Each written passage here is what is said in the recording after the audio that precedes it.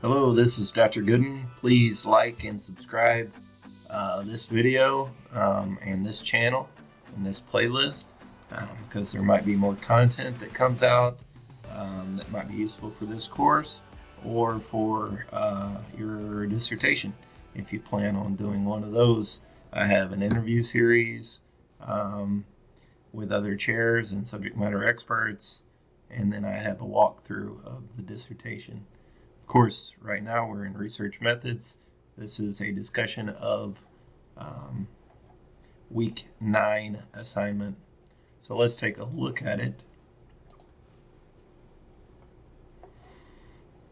I'm just going to drag all of this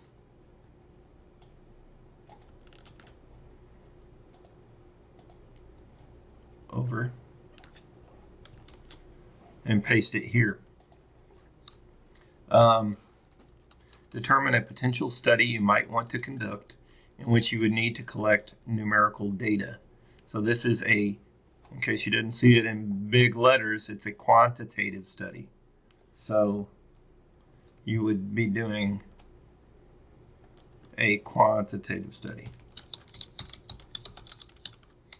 You don't really need to do anything at that point. It's just telling you that's what you're going to be doing. This can be related to the studies you identified in week 1 or a completely new topic. I don't really care.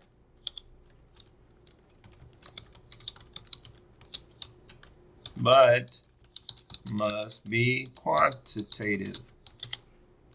The benefits of using the topics you examined in week 1 and week 2 are that you have a database of references to work from now. It's true. So if you've gotten good feedback on that, these are great ideas, I think this will make a great study, sort of thing, then maybe use what you've already put together from week 1 and 2. But if you have decided or prefer to work with a different topic, that is fine. Okay? Either way, draft a quantitative research design plan to address the following, and this is what I'll grade you on. So let's pretend that these are headers. State the research problem. It will need to be the problem to be addressed by the proposed study is, and then you'll fill in that blank. Maybe I should write it like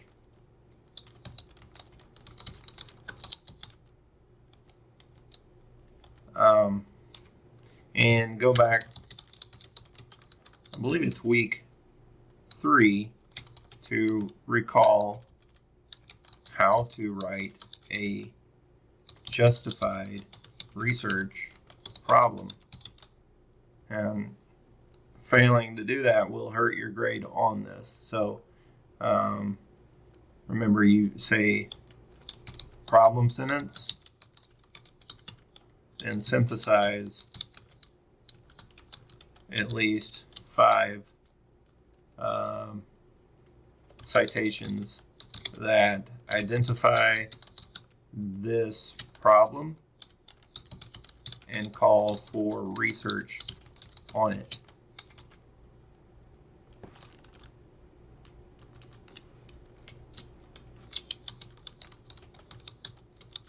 They need to be current and peer-reviewed citations.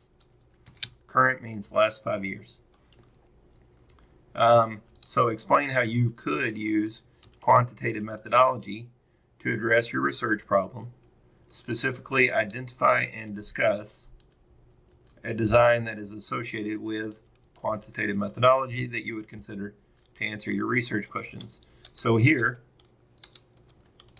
you should know some of the main quantitative designs, so choose a design.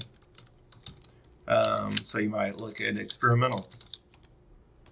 I don't suggest you do that, mainly because it's unlikely that you'll be able to do that for your dissertation, and the more that you can do now that will be usable for your dissertation, the better.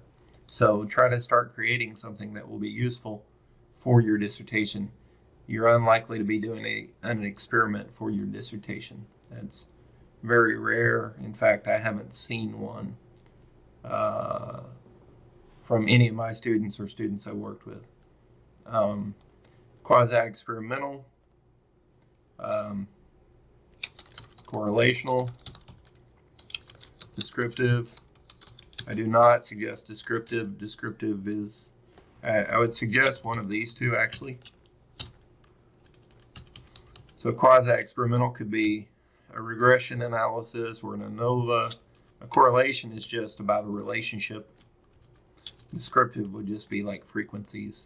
And so I'm not going to be impressed if you do that. So really, these are the ones that I'm going to suggest for you. And you'll want to say,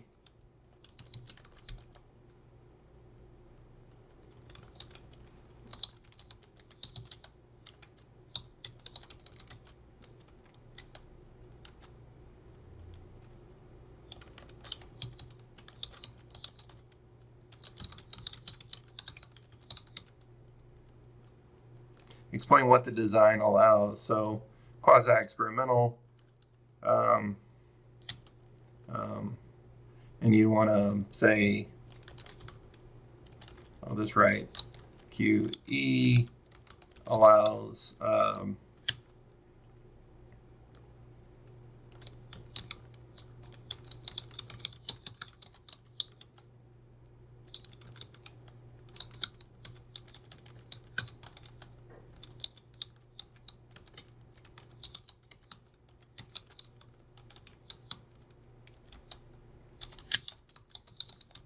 and you need a citation for what you say. And then you'll say something like the researcher, referring to yourself.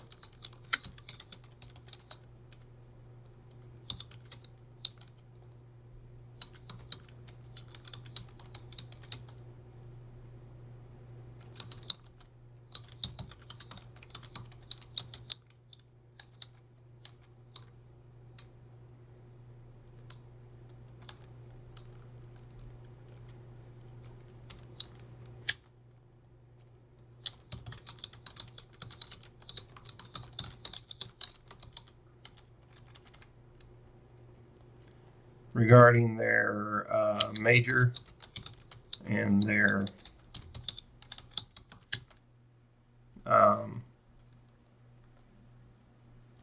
intrinsic and extrinsic. I'm just making up an example.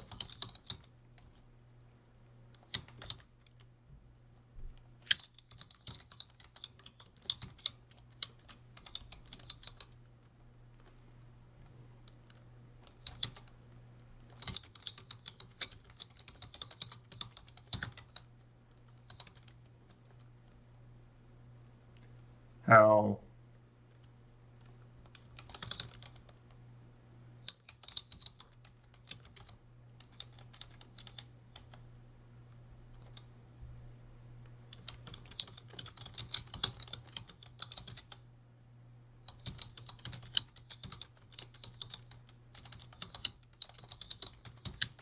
okay, something like that.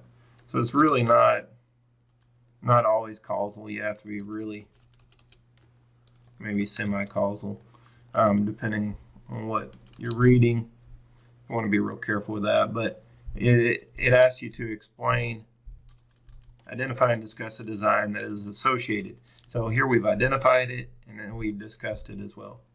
Is associated with quantitative methodology that you would consider to answer your research questions. One thing to be clear here is avoid, I have huge writing, avoid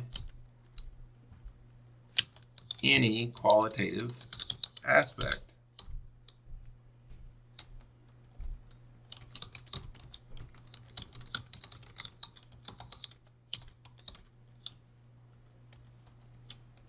Okay, now I say that kind of harshly. If I said, what's your favorite color? I want you to rate how much you love that color on a scale from 1 to 10. Then it'd probably be fine. But what's your favorite color? Or tell me about the first time you ate cookies. I don't know. You probably can't remember that anyway. We don't really want this experiential qualitative data in this study, because in this study you're practicing for a possible dissertation that could be quantitative. Even if you don't do a quantitative study, we really want you to still know how it is done and be able to do it at some point in the future if that were needed. You still need that training. State the purpose of the research effort. Make sure the purpose is aligned with the problem. So let's say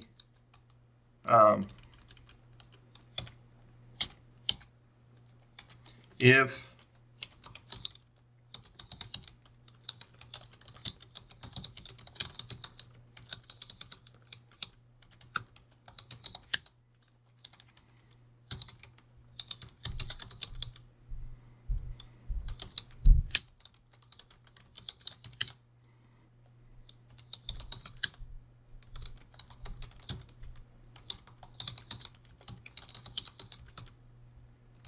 then notice how I'm sort of using my example a little further. Then your purpose could be to, and you want to avoid qualitative wording. You want to use quantitative wording. So the purpose could be the purpose of the proposed quantitative, let's call it a quasi-experimental study, is to determine how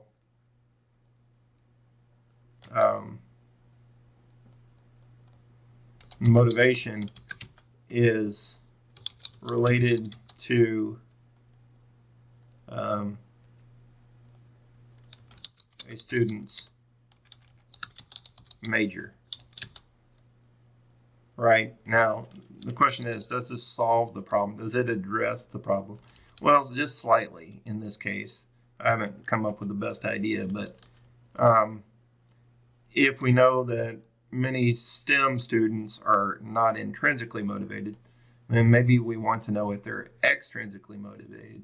And if other majors are more intrinsically motivated, then we want to sort of look into that. This could help us chip away at the problem. So the purpose should be a logical, explicit response to the problem.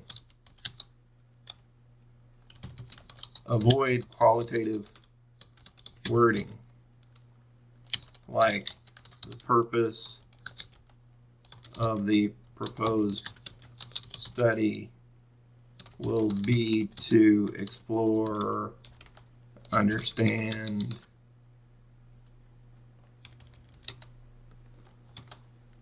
no, use quantitative wording, like to determine, to identify,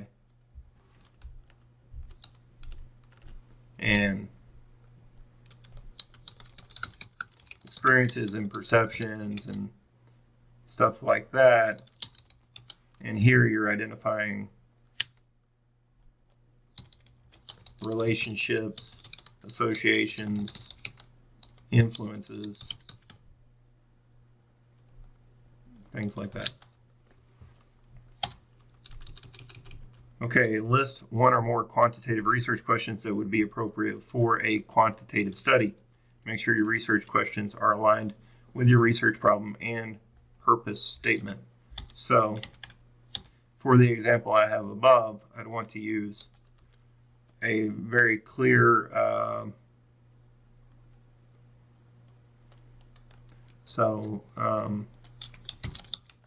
how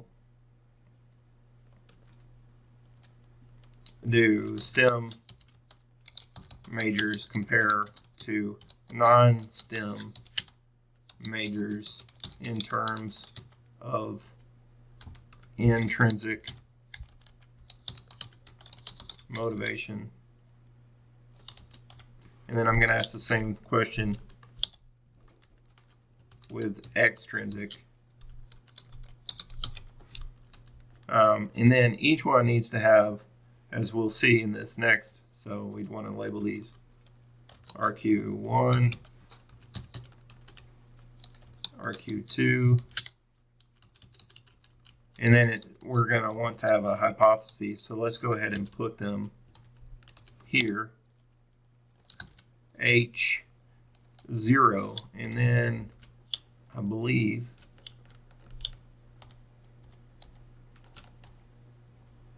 so I press Control and the plus button to get that.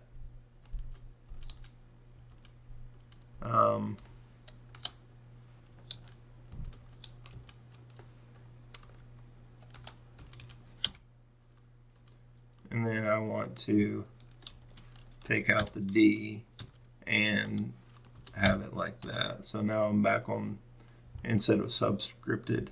So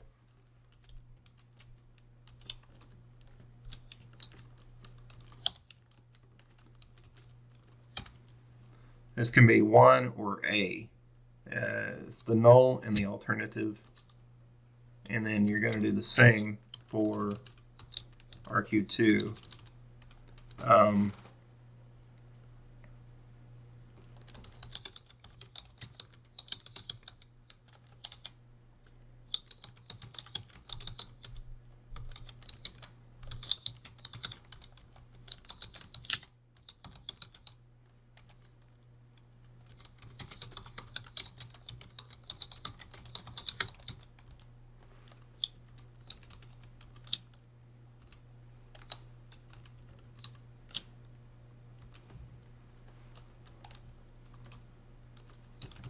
I'm just going to take out some of this wording, paste it, stem and non-stem majors.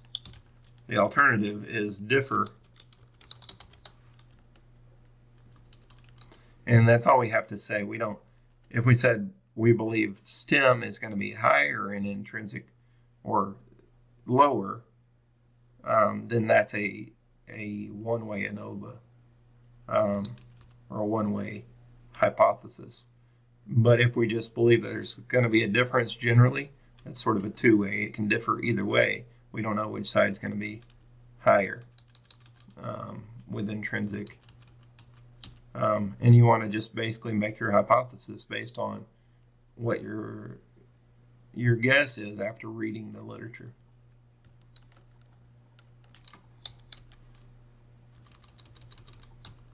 So here I'm just going to copy this again and change the wording to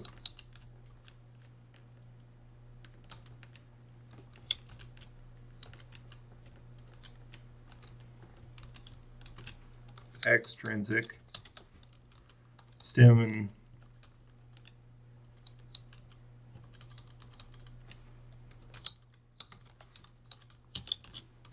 change this to extrinsic. So now I have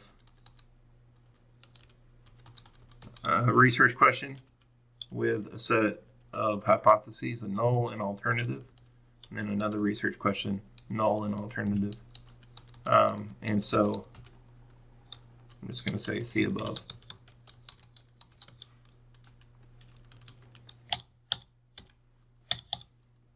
So first let's talk about the target. Oh, that's huge.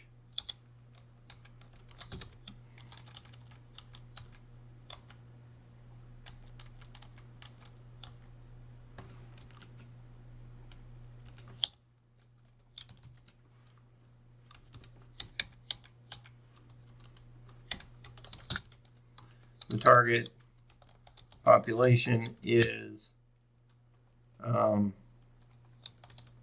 all higher ed undergraduates in the United States, let's say. This is appropriate because STEM is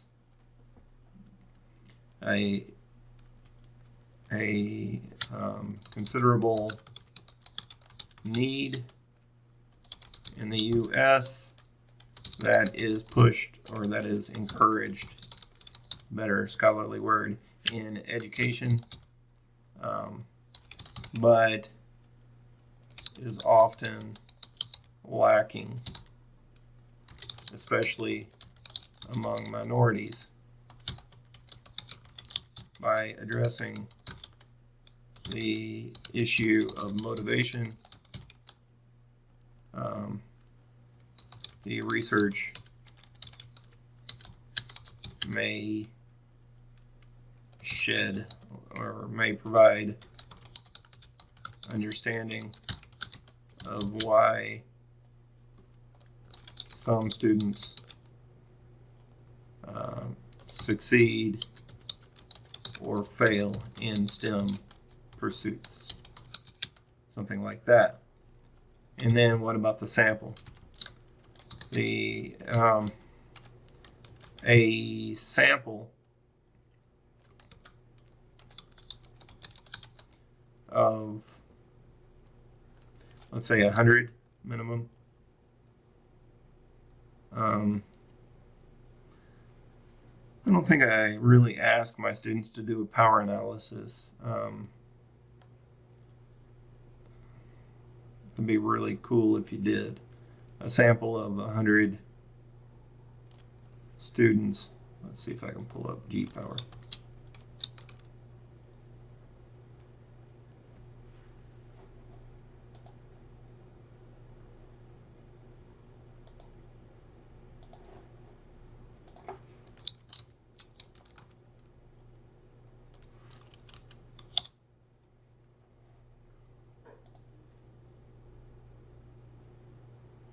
Here we are doing a, we use the one for a one-way ANOVA.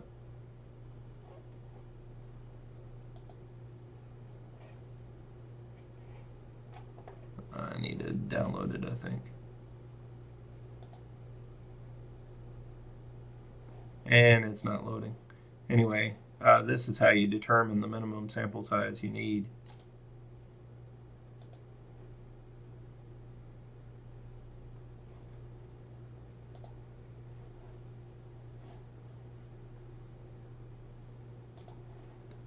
Okay, let's go back.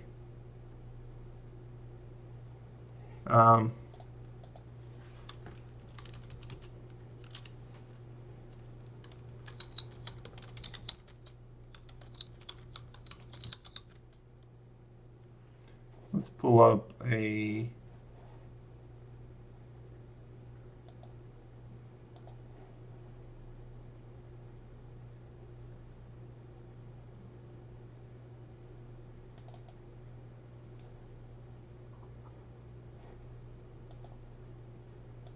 dissertation.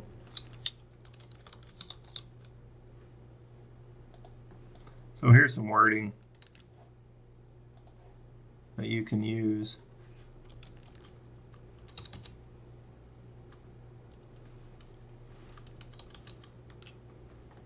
I should have pasted it as plain text. For a two-way ANOVA design, identified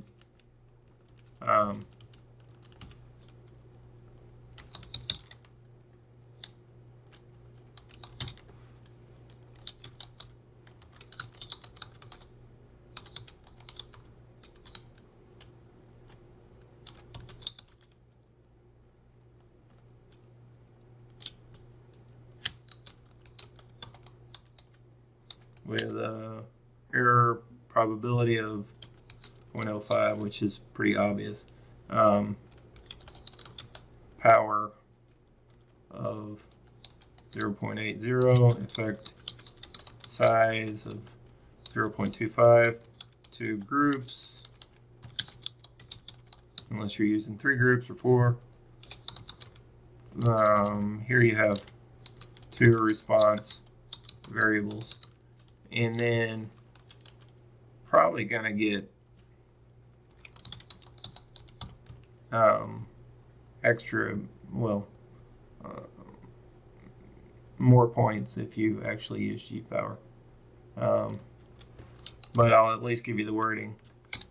So according to power analysis for two-way ANOVA using these, and you can just plug them in, the minimum sample size, I'm just going to make one up, is 126.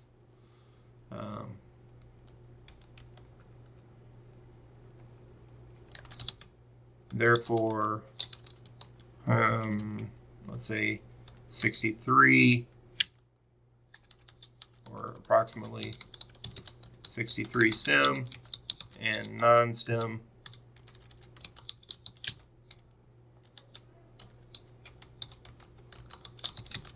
students will be recruited for the proposed study.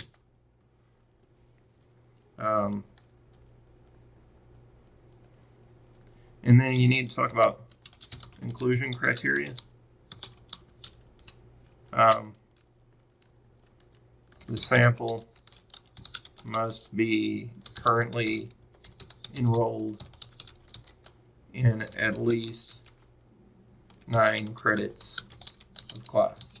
And so that's a way that you sort of say, well, here's the population, but here's one thing I want to make sure of. We know they're in college. We need to make sure they're currently enrolled. They're 9 credits. Do we care if they're male or female or some other gender? Or do we want just males or just females or something else? That's the inclusion criteria. And exclusion criteria.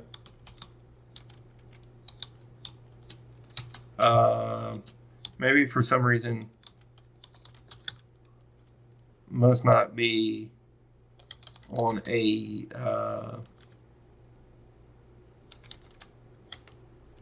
study abroad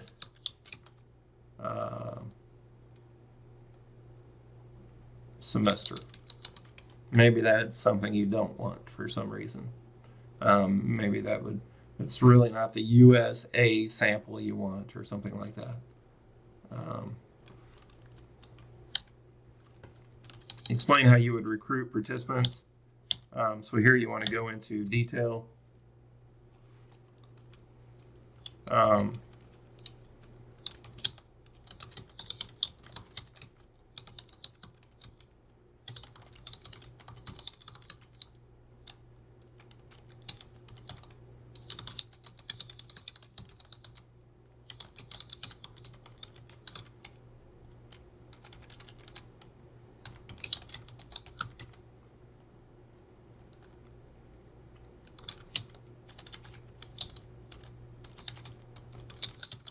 Post a recruitment flyer with my contact information and information about the study in public areas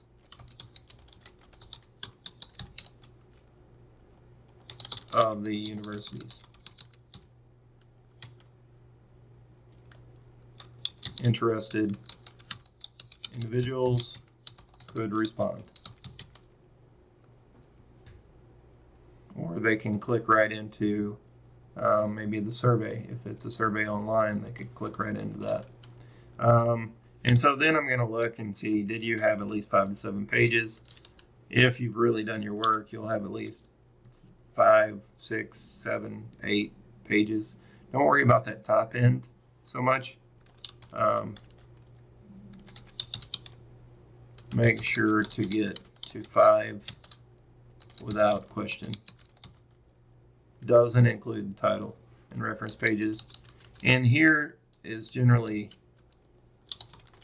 if you take the time to do a good job, it will show. If you are hasty, in a hurry, here's where it might hurt you.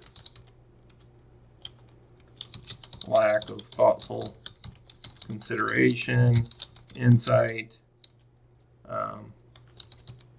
You might have errors in writing, mechanics, spelling, grammar, etc., or in APA formatting. I've got an error right here. And if you have the Grammarly plugin going, it will show you things like that. And then finally, if you paraphrased and didn't copy and paste, you should be fine. If you're not sure, check your own matching for potential plagiarism. If you don't, you are at risk. I'm not saying it's the first thing we're going to assume, but you might get your hand slapped if it's flagrant and we feel you've done it on purpose. You do not want to be involved in that process. So because it puts you at risk of academic integrity violations, or AIVs as we call them. Anyway, I hope this makes that clear. It's sort of a detailed assignment, but hopefully it's really clear to you now. Again, subscribe, like this video. If you enjoyed it, make a comment. Try not to be too mean. Constructive criticism is good. But hopefully this makes you feel prepared. If you do what I've asked here and everything I've asked and nothing less, then you should have a good grade. So good luck to you. Do good work. Show me your effort. Thank you.